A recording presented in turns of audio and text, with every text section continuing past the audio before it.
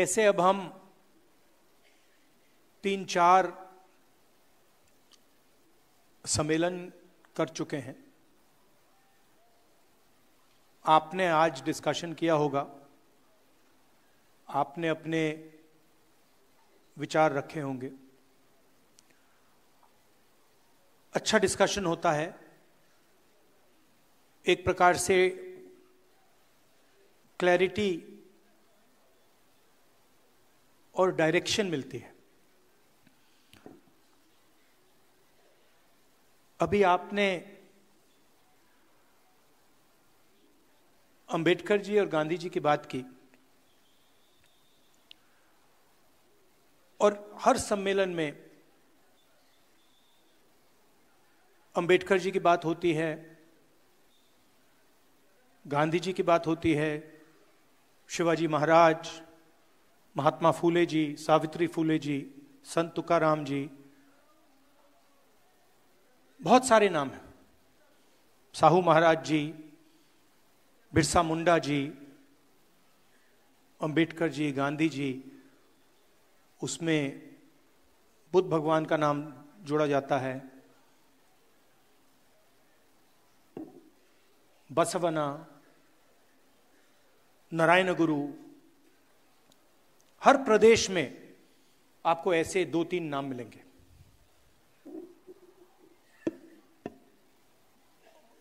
और फिर उनकी याद करते हैं हम। गांधी जी अमर रहें, अंबेडकर जी अमर रहें, हाथ जोड़ते हैं उनके सामने, माला लगती है। मगर सच्चाई है कि जब हम अंबेडकर जी की बात कर रहे हैं, गांधी जी की बात कर रहे हैं, तो हम एक व्यक्ति की बात नहीं कर रहे।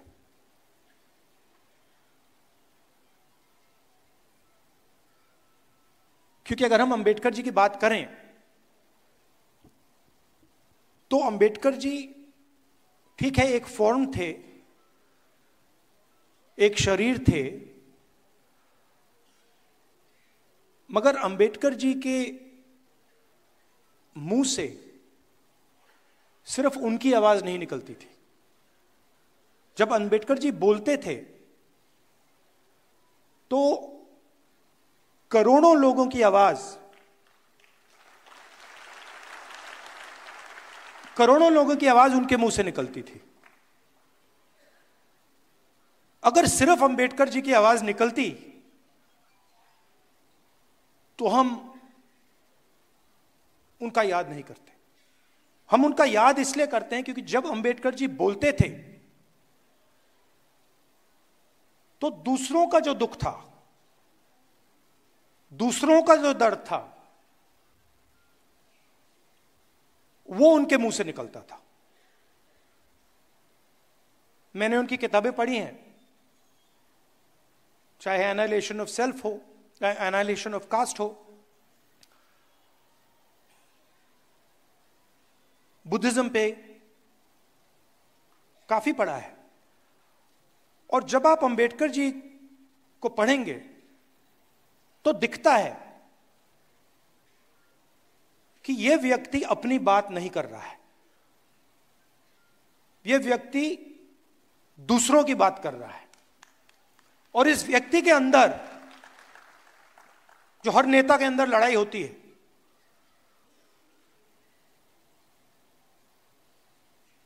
नेता के अंदर क्या लड़ाई होती है? नेता के अंदर मुझ में है, सब में है, मैं क्या चाहता हूं और जनता क्या चाहती है, इसके बीच में टेंशन होती है। अंबेडकर जी जैसे, गांधी जी जैसे लोग अपनी आवाज को बंद कर देते हैं और उनके मुंह से अपना दुख, अपना दर्द नहीं निकलता है। उनके मुंह से दूसरों का दर्द, दूसरों का दुख, दूसरे की आवाज निकलती है। तो जब हमने ये कॉन्स्टिट्यूशन, जब हमने, हिंदुस्तान ने, सिर्फ कांग्रेस पार्टी ने नहीं, सिर्फ महात्मा गांधी, जवाहरलाल नेहरू ने नहीं, हिंदुस्तान ने जब अंबेडकर जी से कहा कि अंबेडकर जी आप इस संविधान को बनाइए, कोऑर्डिनेट कीजिए, तो देश उनसे कह रहा था कि हम चाहते हैं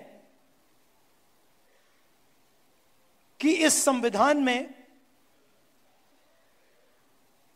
जो इस देश में करोड़ों दलित हैं, जो उनका दर्द है, जो रोज उनको सहना पड़ता है, जो उनका दुख है, वो दुख, वो आवाज इस कॉन्स्टिट्यूशन में गूंजनी चाहिए। और वो काम अंबेडकर जी ने किया। अब लोग कहते हैं कि अंबेडकर जी ने ये कॉन्स्टिट्यूशन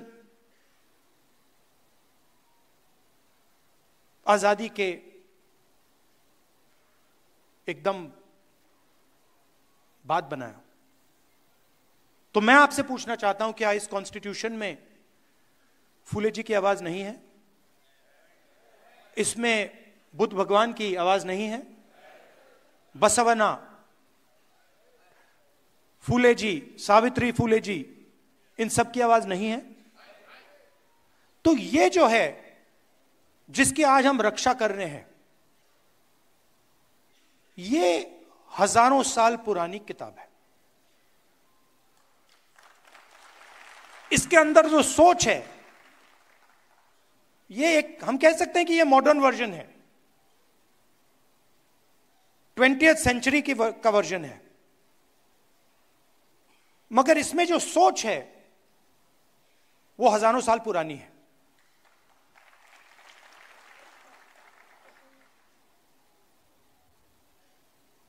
जो इसमें कहा जा रहा है वही बुद्ध भगवान ने कहा, वही अशोक ने कहा, वही इन सब महापुरुषों ने कहा, वही अंबेडकर जी ने कहा, वही गांधी जी ने कहा। और इसके पीछे हिंदुस्तान का एक विजन है। यह सिर्फ एक किताब नहीं है, यह एक जीने का तरीका है, मरने का तरीका है, कि अगर हम जिएंगे, देश में जिएंगे, तो एक दूसरे का आदर करेंगे, रिस्पेक्ट करेंगे, और जितनी जगह हम चाहते हैं उतनी ही जगह हम दूसरे को देने के लिए तैयार होंगे। इसमें कहीं नहीं लिखा कि एक व्यक्ति हिंदुस्तान की पूरा धन, हिंदुस्तान की पूरी शक्ति, हिंदुस्तान का भविष्य छीन सकता है। इसमें लिखा है कि समानता होनी चाहिए, वन मैन वन वोट होना चाहिए, सबका आदर होना चाहिए, हर धर्म का आदर होना चाहिए, हर जात का, हर प्रदेश का, हर भाषा का आदर होना चाहिए। तो जब आरएसएस के लोग, बीजेपी के लोग इस पर आक्रमण करते हैं, तो सिर्फ इस किताब पर नहीं कर रहे हैं आक्रमण, वो हिंदुस्तान की आवाज पर आक्रमण कर रहे हैं। कॉन्स्टिट्यूशन से हमारे इंस्टीट्यूशंस बनते हैं, सरकार के अलग अलग संस्थाएं बनती हैं, इलेक्शन कमीशन बनता है। अगर कॉन्स्टिट्यूशन नहीं होता, ये नहीं होता, तो इलेक्शन कमीशन नहीं होता। राजाओं महाराजाओं के पास इलेक्शन कमीशन नहीं होता था।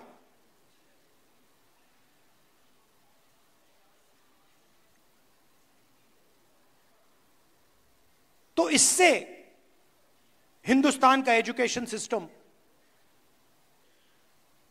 IIT, IIM, primary education system, secondary education system, यह सब निकलता है। पब्लिक अस्पताल यहां से आते हैं। इसको आप मिटा दीजिए, आपको एक पब्लिक अस्पताल नहीं मिलेगा, एक पब्लिक स्कूल नहीं मिलेगा, एक पब्लिक कॉलेज नहीं मिलेगा, सब गायब हो जाएगा।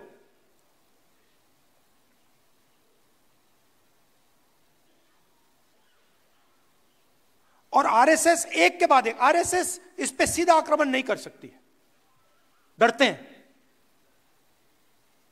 अगर सामने से इसके साथ लड़ गए, वो 5 मिनट में हार जाएंगे।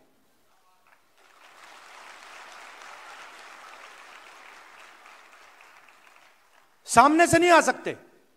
वो जानते हैं कि जिस दिन वो सामने से आ गए,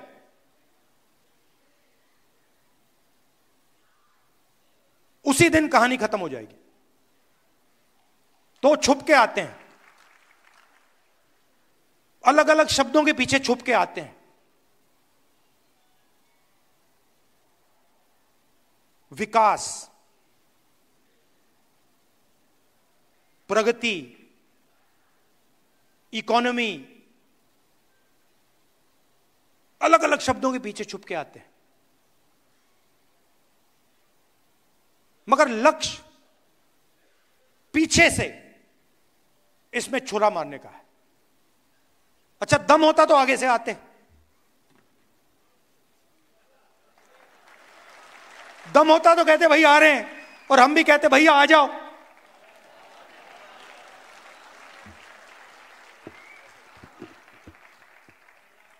किसी ने बहुत अच्छी बात बोली मुझे 2-3 दिन पहले, अगर गीदड़ किसी जानवर को गला पकड़ के मारता है तो वो शेर नहीं बन जाता है।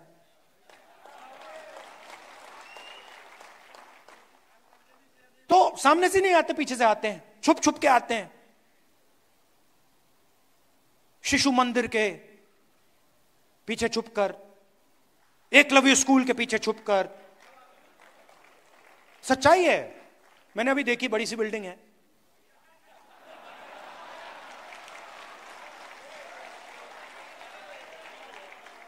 हजारों करोड़ की होगी जमीन।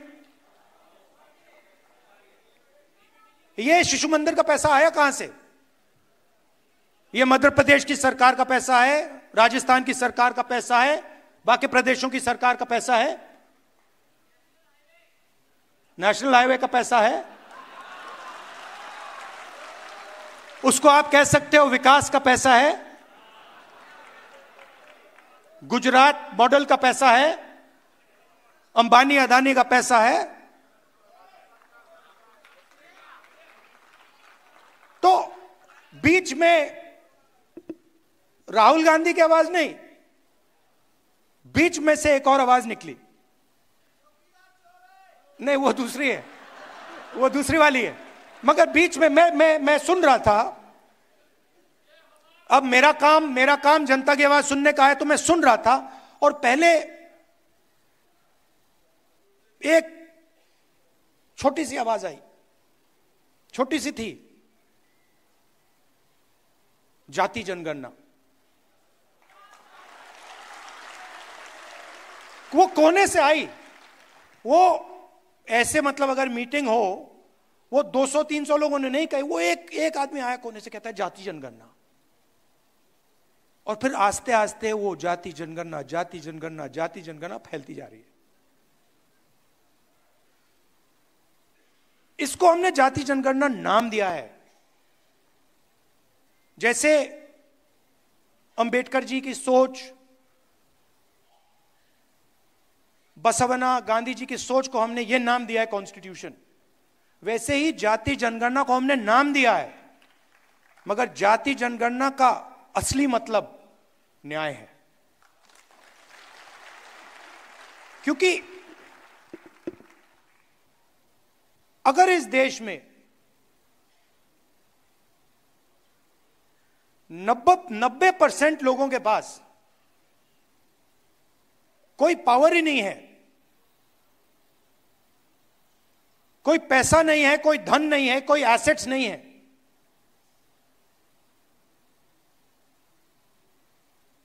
तो उनका क्या मतलब है? आपने कहा, यह शब्द बहुत यूज होता है आजकल, समानता, सॉरी, आदर, रिस्पेक्ट।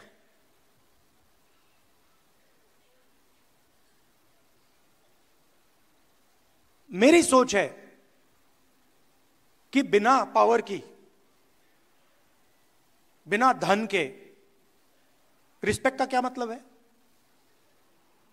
कोई भूखा मर रहा है, उसकी कोई सुनता नहीं है, 24 घंटा दुखी रहता है, और मैं जाके उस पर माला लगा दूं को भैया मैं आपकी इज्जत करता हूं, उसका क्या मतलब?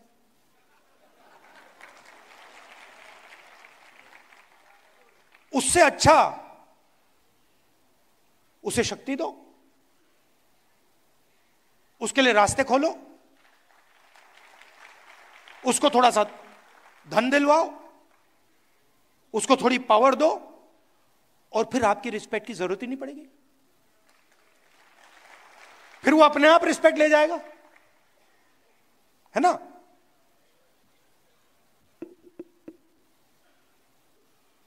तो मैं चाहता हूं कि ये जो सबसे बड़ा सवाल हमारे सामने है,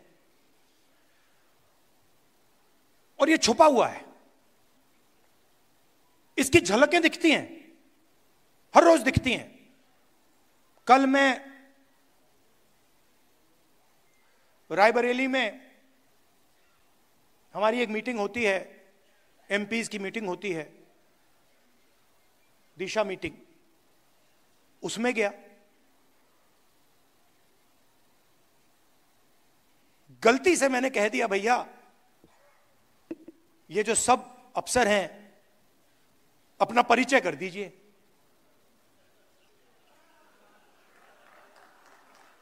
गलती से कह दिया मैंने। अब परिचय शुरू हुआ, उसमें मुझे एक दलित नाम ना सुनाई दे,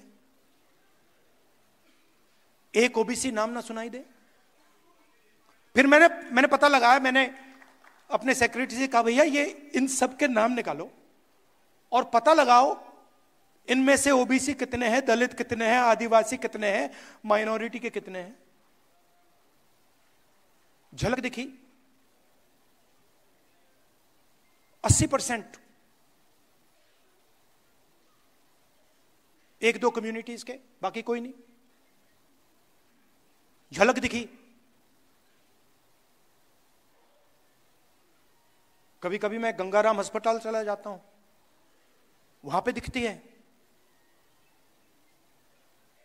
वहां पे मैं ढूंढता हूं, भैया ये कोई दलित डॉक्टर दिख जाए मुझे, एक आदिवासी डॉक्टर दिख जाए मुझे, एक ओबीसी डॉक्टर दिख जाए।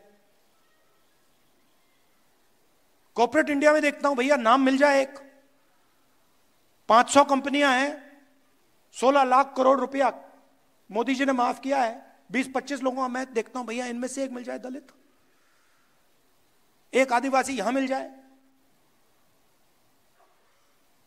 एक जनरल कास्ट का गरीब मिल जाए, ओबीसी मिल जाए, कोई नहीं मिलता। तो अगर आप देखना चाहते हो, सब जगह दिखेगा।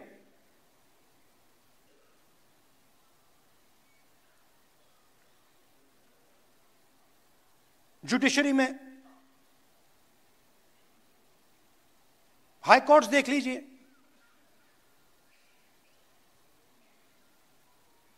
बड़े बड़े अफसरों को देखिए, 90% हिंदुस्तान उसमें आपको दिखेगा ही नहीं।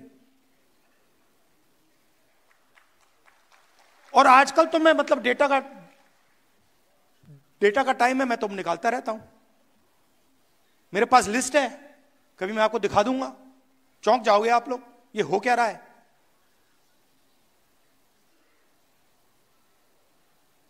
अदानी जी की कंपनी में मैंने मैनेजमेंट टीम को देखा, कौन लोग हैं ये? उसमें आपको एक दलित नहीं मिलेगा, एक ओबीसी नहीं मिलेगा, एक आदिवासी नहीं मिलेगा।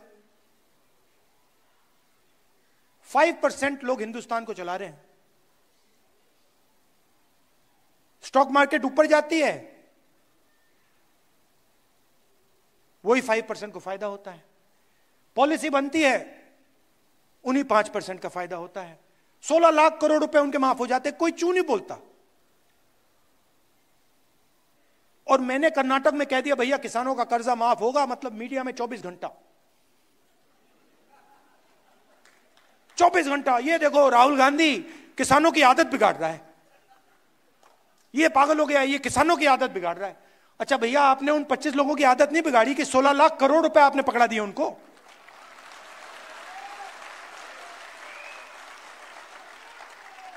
तो जहां भी कोई 90% की बात करे वो आदत बिगाड़ना है। अलग अलग शब्द यूज होते हैं। किसान अगर अपना बैंक लोन वापस ना दे, उसको लाठी मार के जेल में डाल देते हैं, कहते हैं डिफॉल्टर हो तुम, कहते हैं ना। और अदानी जी 1 लाख करोड़ रुपए वापस ना दे तो उसको क्या कहते हैं?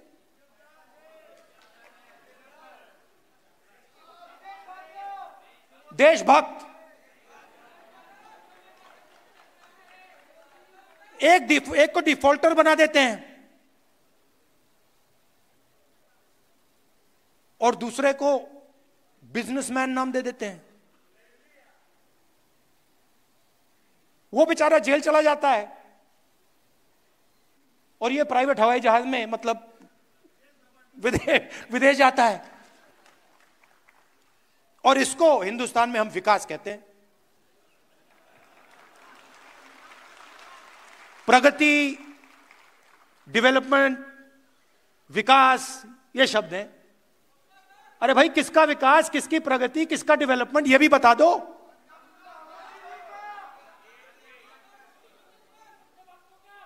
तो इसीलिए ये जो छोटी सी आवाज निकली जाति जनगणना ने, इसने मोदी जी की नींद बंद कर दी। नहीं, मेरे वजह से नहीं हुआ भैया, मैंने जो आपको बोला, ये मेरा काम, मैं एम्पलीफायर हूं।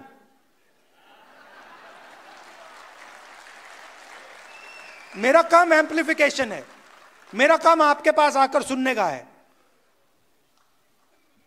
मेरा काम, जो मेरा लक्ष्य है ना, उसको खत्म करने का, उसको मारने का है। जो मेरे अंदर लक्ष्य है कि भैया मुझे ये चाहिए, मुझे वो चाहिए, मुझे वो चाहिए, उसको मारने का है। मैं हर रोज सुबह उठकर उसको मारता हूं। और मेरा काम आपकी आवाज, जो हिंदुस्तान के गरीब लोग हैं, उनकी आवाज सुनने का है। ये मुझ में कोई कंफ्यूजन नहीं है। तो ये आवाज निकली छोटी सी, पहले कहती है भैया जाति जनगणना। मैंने सुना, फिर थोड़ी फैली, फिर और फैली, और फिर उसके बाद मैं देख रहा था मोदी जी का चेहरा बदलने लग गया।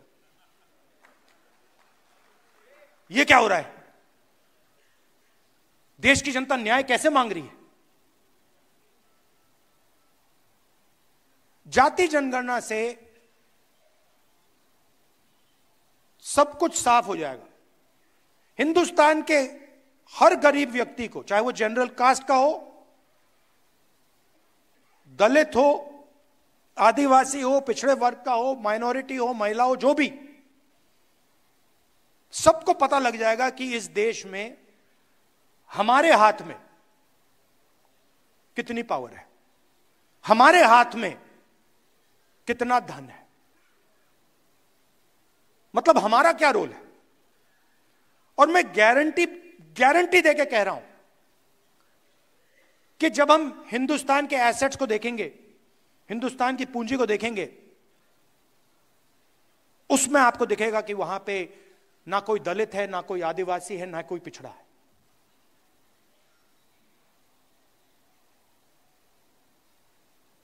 और ये जो जाति जनगणना है, ये जैसे मैंने आपसे कहा, ये किताब नहीं है, ये जीने का तरीका है, ये फिलॉसफी ऑफ लाइफ है।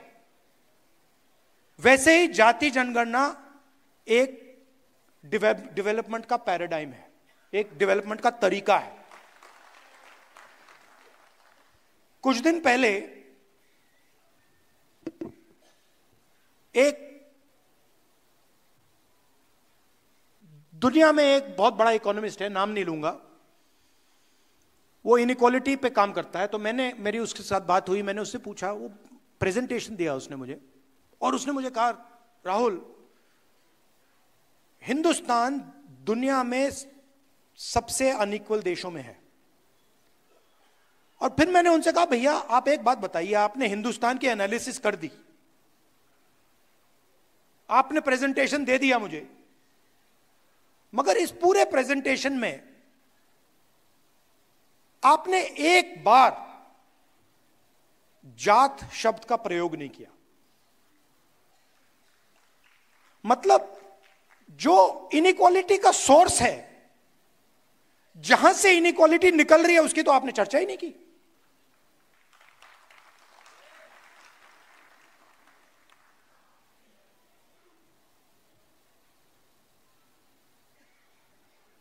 मेरे एक दो दोस्त हैं, कभी कभी बात हो जाती है, जनरल कास्ट के लोग हैं। तो एक दिन मेरा एक दोस्त कहता है, मुझे तो जात नहीं दिखती। मैंने कहा, तुझे कहां से दिखेगी?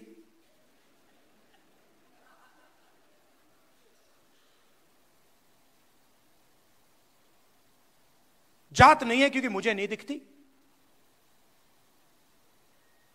आपको नहीं दिखेगी वो। अगर आप उसको देखना चाहते हो तो आपको ढूंढना पड़ेगा, मगर दलित को नहीं ढूंढनी पड़ेगी। दलित को रोज दिखती है, पिछड़ों को रोज दिखती है, आदिवासियों को रोज दिखती है, महिलाओं को भी दिखती है। तो जाति जनगणना से क्लैरिटी आ जाएगी, नया पैराडाइम बनेगा। और इसीलिए बीजेपी के लोग, आरएसएस के लोग, मैं आपको बता रहा हूं, अभी वहां पे डिस्कशन चल रहा है जाति जनगणना के बारे में। बड़ी मीटिंग चल रही है, क्या पोजीशन लें, क्या कहना चाहिए। मैं कहना चाहता हूं, कुछ भी कर लो, जाति जनगणना होने वाला है। आपको जो डिस्कशन करने हैं, मीडिया में जो लिखवाना है लिखवा लो। हिंदुस्तान की जनता ने निर्णय ले लिया है, जाति जनगणना होगा, और ये 50% वाली जो आपने बना रखी है दीवार, इसको तोड़ा जाएगा।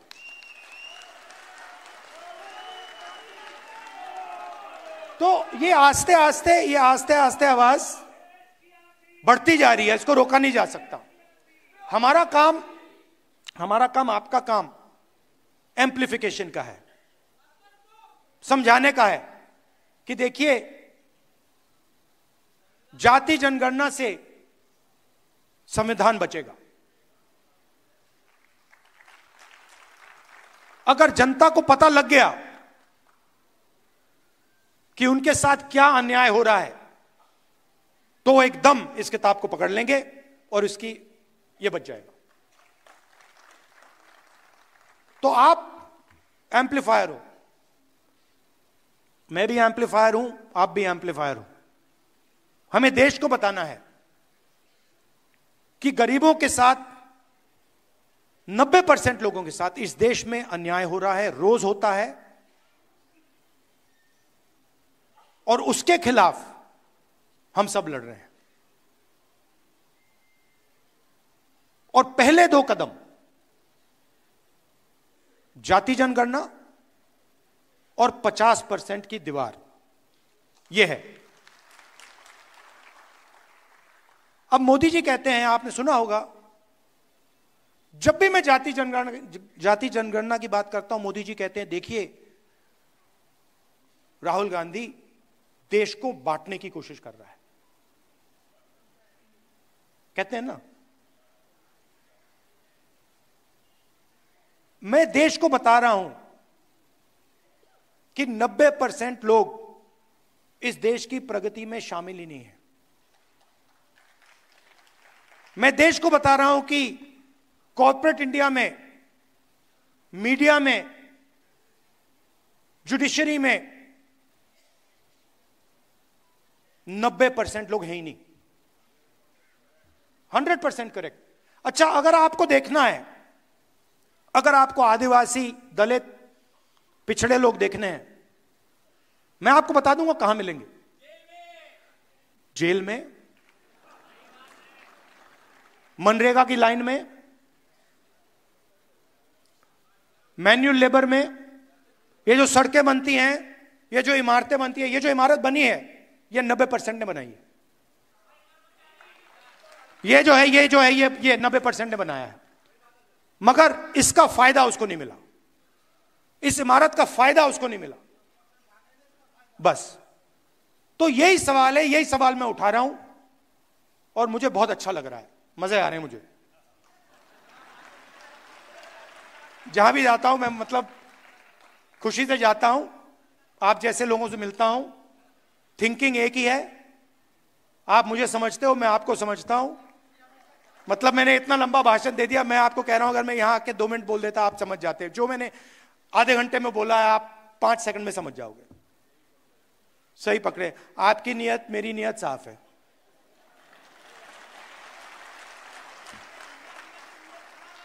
तो एक टीम जैसे काम करना है और पहला लक्ष्य है जाति जनगणना और 50% वाली दीवार। जय संविधान। आप सबका बहुत बहुत धन्यवाद, बहुत प्यार, नमस्कार, जय हिंद। बहुत बहुत धन्यवाद। अब मैं निवेदन करूंगा अमन कांबले जी से वो आए और धन्यवाद भाषण रखें। 2 मिनट रुकिए सर। नागपुर में 2 विचारधाराओं के केंद्र है, एक समानता का और एक विषमता का। नागपुर में आज संविधान सम्मेलन के माध्यम से माननीय राहुल गांधी जी ने विषमता के विरुद्ध समानता की आवाज बुलंद की है, सामाजिक न्याय की, देश के संविधान की और देश के तमाम लोगों की आवाज बुलंद की है। इसके लिए बहुत बहुत सर आपका आभार, साधुवाद और मंगल कामना। इसके